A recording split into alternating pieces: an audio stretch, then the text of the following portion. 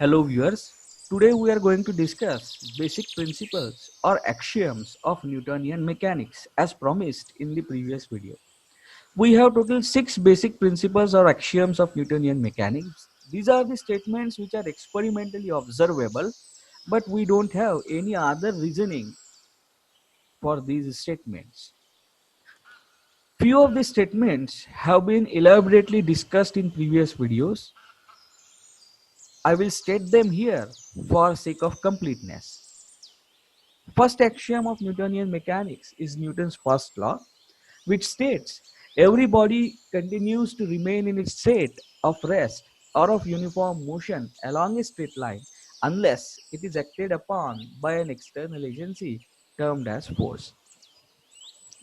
Newton's second law describes the unbalanced force in a particular direction as rate of change of momentum in that direction.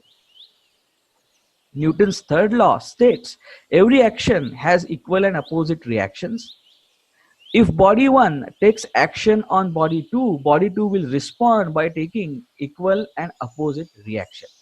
That means none of the force can exist in isolation. Forces do prevail in pairs. Law of parallelogram for addition of forces has been adequately described in the previous video. This forms the fourth axiom of Newtonian mechanics. We will now discuss fifth and sixth axiom of mechanics, namely transmissibility of a force and Newton's law of gravitation.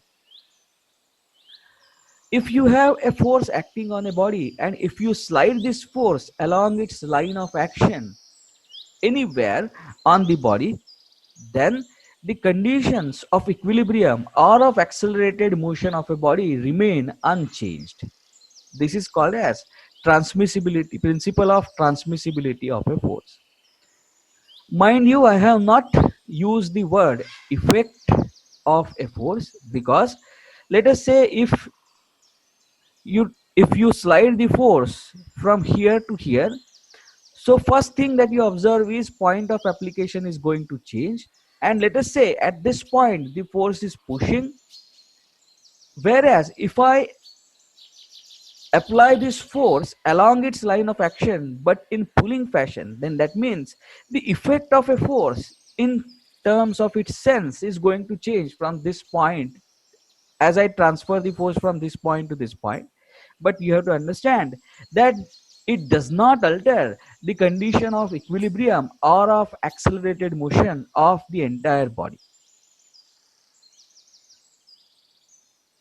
Now let us look at Newton's law of gravitation. So if there are two bodies separated by distance r between their centers of mass, then the gravitational force acting between them can be given by Newton's law of gravitation.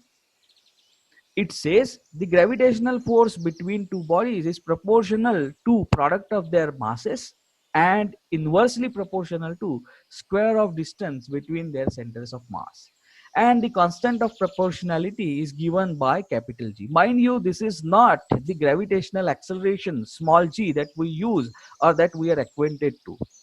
This is different constant and it is called as Newton's gravitation constant.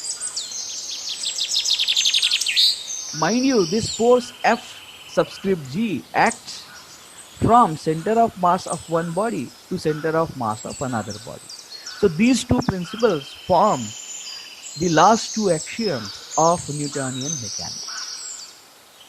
Naturally, the question would arise, are these six axioms independent of each other? The answer is no. Newton's first law can be derived from Newton's second law, and principle of transmissibility of a force can be derived by invoking Newton's second and third law and many other allied concepts in Newtonian mechanics. So we have six axioms in Newtonian mechanics, out of which four are independent. The independent axioms of Newtonian mechanics are Newton's second law, third law, parallelogram law of addition of forces, and Newton's law of gravitation. If these laws are challenged experimentally, then we will have to rebuild our theory of mechanics. For example, Einstein challenged few of these laws, and therefore a new theory emerged, and that is called as theory of relativity. We will now stop here for today. In next lecture, we will look at resolution of forces.